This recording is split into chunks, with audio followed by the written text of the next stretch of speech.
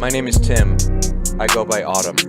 And this is Your Week in Confluence, Episode 9, the Election Night Trading Session.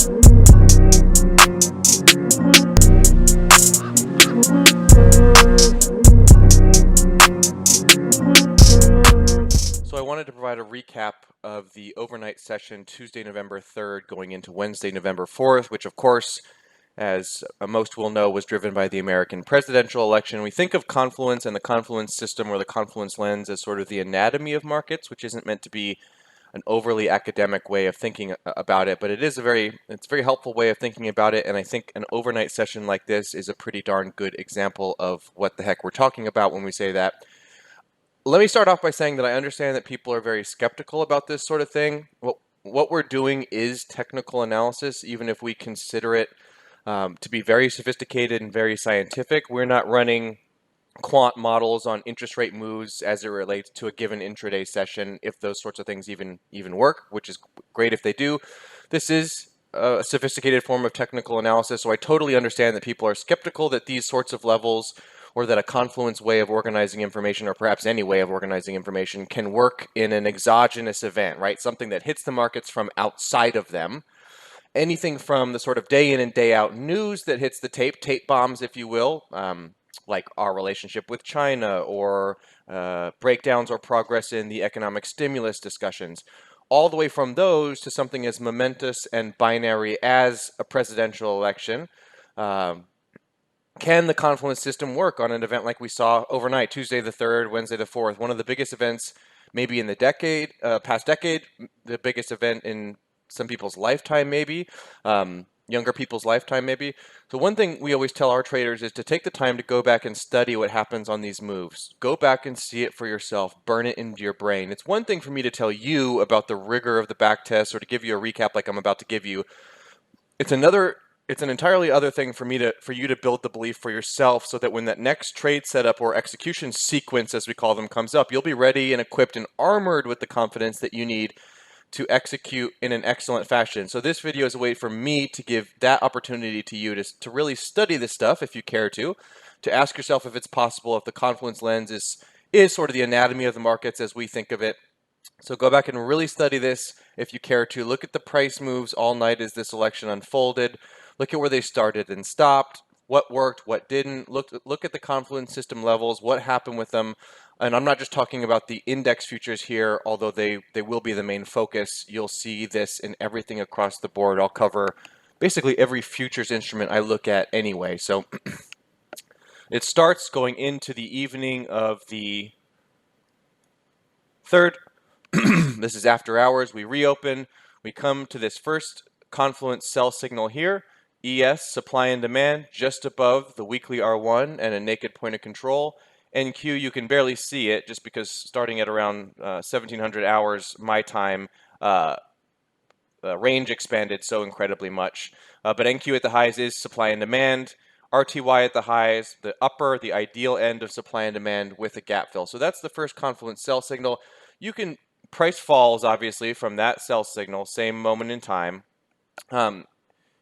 You can barely see this decline on the NQ chart because of range expanding so much going into approaching the Europe Open, but that's over 100, it's almost 150 point trade in NQ. Again, you can literally barely see it after the fact, but that is a huge trade, $2,000 per contract or 200 if you're trading MNQ, a little smaller.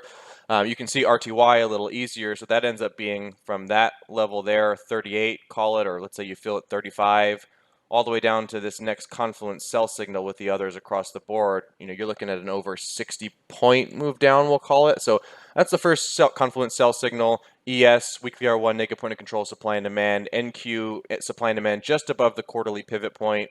In fact, those two are, given the range of the prior days, those two are very nicely confluent. And RTY, supply and demand, and gap fill. So that's the main one. So we come down from that one to the next major Confluence signal, which is ES comes down to supply and demand, which is this daily S1 or trend guide reversal as we call it.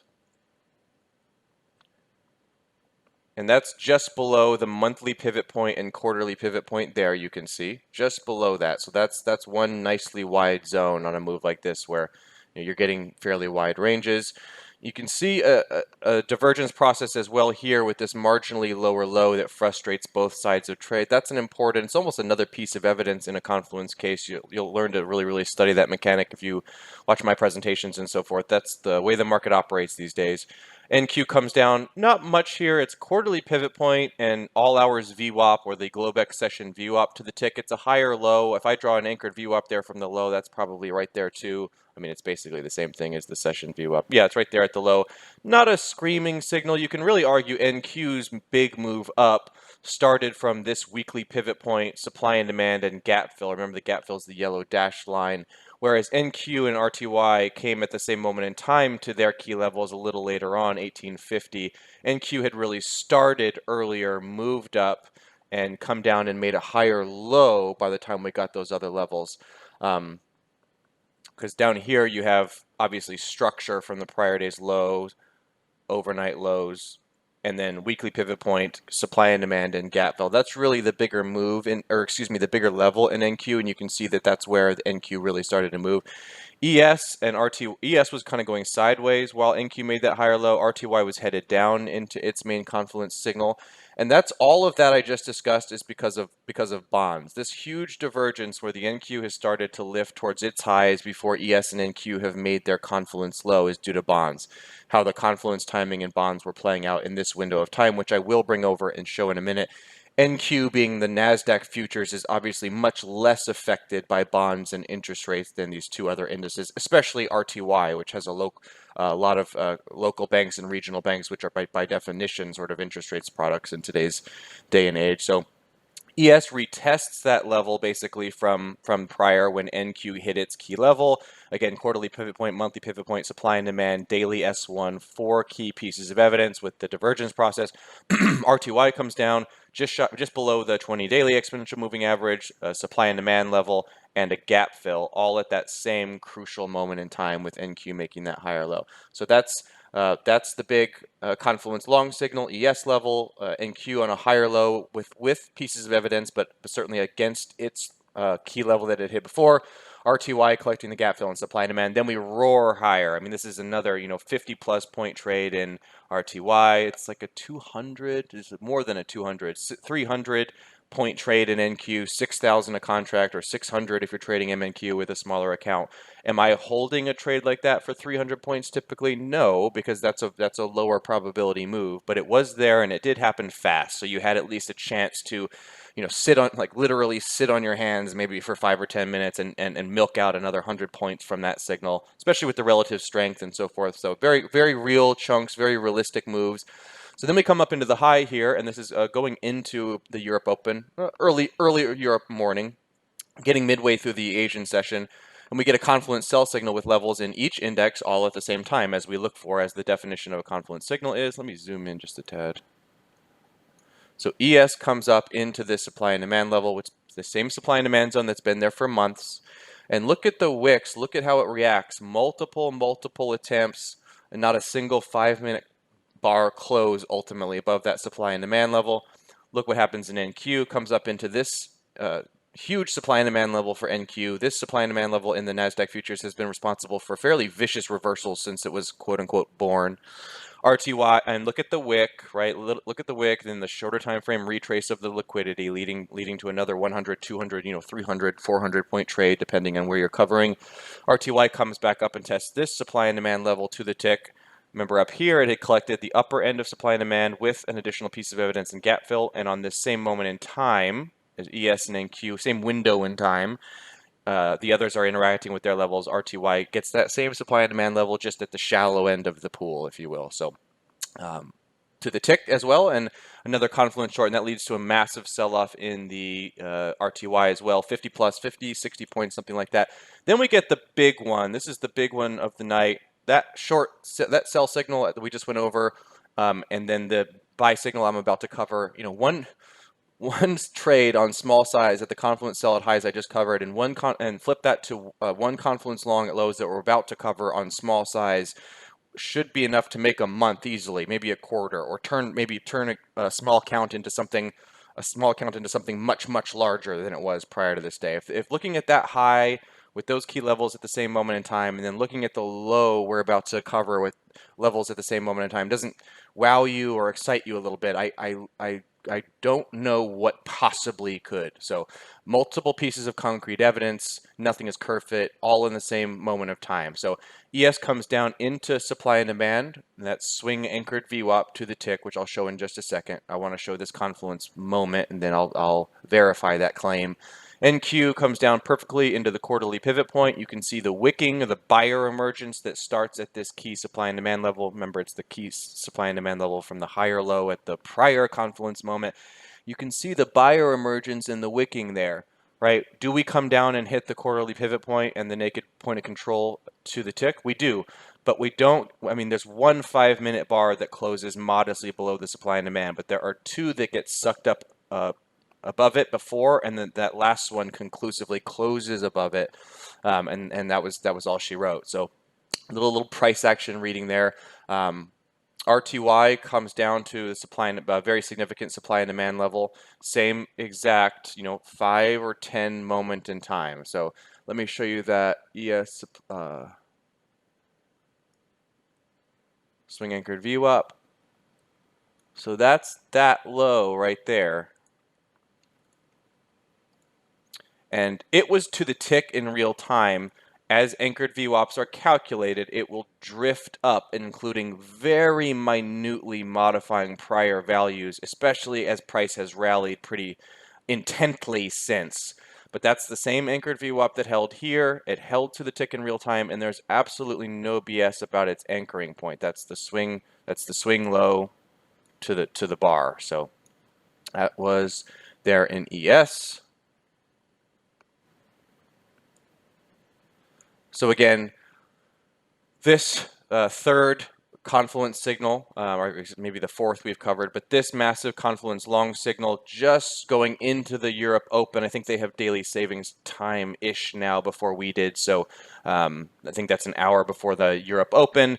And that is, again, almost 100-point trade in ES. It's a 200 plus to 300-point trade in NQ to the highs. Again, is it my expectation that you're trading from perfect confluence signal to perfect confluence signal? I'm certainly not. I'm just trying to take the chunks out of the market, but it's there, and the resonance of these signals certainly suggested maybe playing for something more than 1R or something like that. So so maybe you're thinking now, okay, this is just with the indices on this one night, cherry picked, and that the skepticism is that this can't work across the board day in and day out. So I'm just going to keep covering this same evening, this momentous evening in American history with the confluence level. So let's look at crude oil.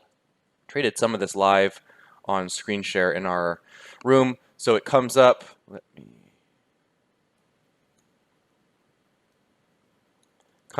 in the after hours after the NYMEX reopen.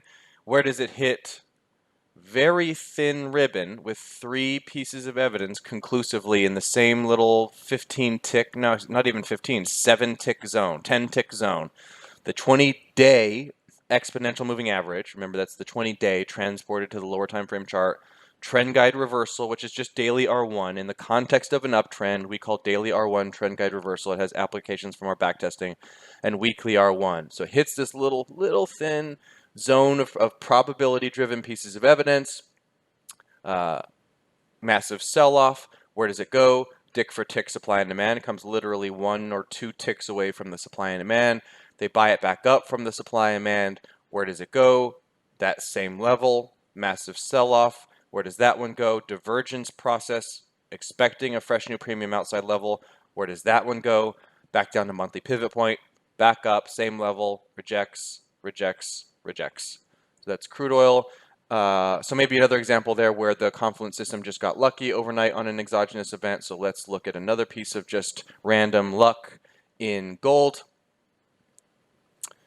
Think about how volatile gold futures are, how volatile this product is across the board. So if anything is going to not work with these perfectly, these scientific levels, or not even perfectly, but not even work at all in them, gold's a good candidate just to be that attention whore that doesn't work with scientifically driven levels. Okay, so it comes up, night of the election, right into quarterly pivot point, gets a point above it, no 30-minute bar closes above the quarterly pivot point.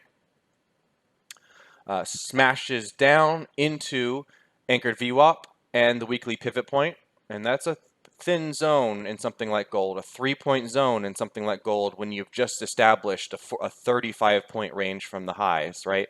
So it comes down, collects the anchored VWAP, and no BS on that origin point. It's just from the bar at the lows. There we go. Comes back up. Where does it go right to? The upper end or the ideal end of supply and demand, the deep end of the swimming pool. 20-day exponential moving average as well in that one little 2-point zone.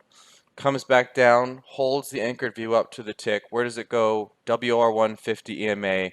Comes back down. Where does it go? Supply and demand multi-pivot point. Where does it come back up to?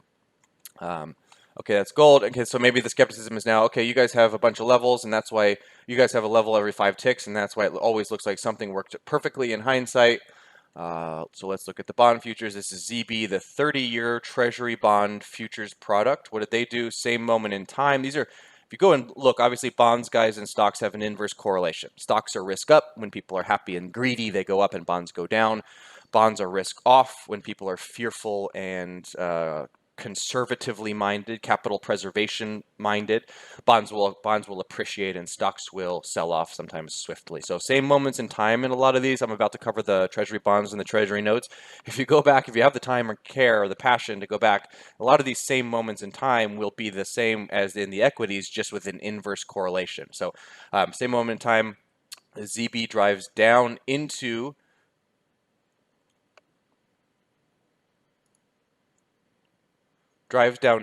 this key level, nothing else around it. Zone here, zone here, zone here. Those are wide spans between each zone. So it comes down into MS1, weekly S2, which we're nice enough to be confluent here. That's MS1 to the tick, basically. This is the same exact moment in time as the moment in ES I was discussing earlier in some of those confluence trades in equity futures. So comes down to a key outside level, basically to the tick, all the way back up to another key outside level. These are inside levels, so we're not expecting premium reversals here, but look at it stop at each little level on the way up. Stops at QS1, intraday pivot point gap fill for an hour, 30 minutes, sorry. Stops at a gap fill for 30 minutes. WPP, supply and demand, blows right through basically, but where does it go? MPP 20 EMA and then into WR1 and supply and demand. Stops right there, comes back down. Where does it bounce? VWAP and gap fill, comes back up to the MPP 20. Even the little fluctuations, even the little zigs and zags. Okay, now we're holding with higher lows. So what do? We expect a fresh new premium outside level. So now it breaks the weekly R1 and supply and demand. Where does it stop? Gap fill, a couple of points, a couple of ticks before the supply and demand. Doesn't quite get to that 50 EMA. But you can see that that's the anatomy of markets. Not only the big zigs and zags, the waves, if you will, but even the little zigs and zags, the true zigs and zags. Down into a key outside level, up into a key confluence level, holds. Next premium level, now where does it bounce? MPP 20. Where does it come up to? Top end of supply and demand, and so forth. What happened in notes? So this is the ZN, the 10-year Treasury note futures product. Same moment in time as the ES, NQRTY, and the ZB. ZN comes down into its quarterly S2, drives straight up to this level. This is a huge level. I'm using a 60-minute chart on purpose here. Monthly pivot point, 20 EMA, just above the AR2 and quarterly S1. That's a big sell-off. You could have tried short here. This is a 60-minute chart on an evening where range is expanding to a significant extent. So these look like nothing, and I'll show you on the 5-minute chart in a second. But looks like nothing. Gets up to the WR1, just above the MPP 20 EMA, sells back off, holds the weekly pivot point, stalls a little bit at the AR2 QS1, back up, hits the 50 EMA, holds on the AR2 QS1, stalls at the 50, doesn't work, breaks, but it spends 4 hours there, and then up to the MR1 to the tick. That's getting into the next day. So drives down to QS2, 60-minute chart obscures that a trade here would have worked really well for a nice chunk of profit, ultimately goes higher, hits the 50 here, comes back down, eventually expecting a fresh new level, MR1. So these are big piece of puzzle at the highs to simplify, big piece of puzzle at the lows, just trading that night. Notice that's that same moment in time around the Europe Open as the piece of puzzle we discussed in index futures. Whether you're trading bond futures themselves, which probably almost none of you are, or a few of you are, or trading them as confluence pieces of evidence in equity futures, these are the little anatomic, if you will, zigs and zags of the market. QS1, QS2, Weekly pivot point stops, continues up, blows right through AR2, QS1, sure. But then weekly R1 to weekly pivot point, to monthly pivot point, back to weekly pivot point, comes up, holds AR2, QS1, blows right through weekly R1 now. Where does it come? A tick away from the 50. Then MPP from above. Then weekly R1. Then AR2, QS1 gets a little below, but what does it collect? The session VWAP and so forth. Then it hits the 50. Where does it go? Weekly R1. Each of these is a little piece of evidence in a Confluence ecosystem case, even if you're not taking multiple $100 little chunks of profit from each one of these levels in ZN, which is probably not something you trade.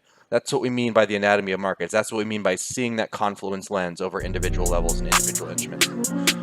Hope that helps.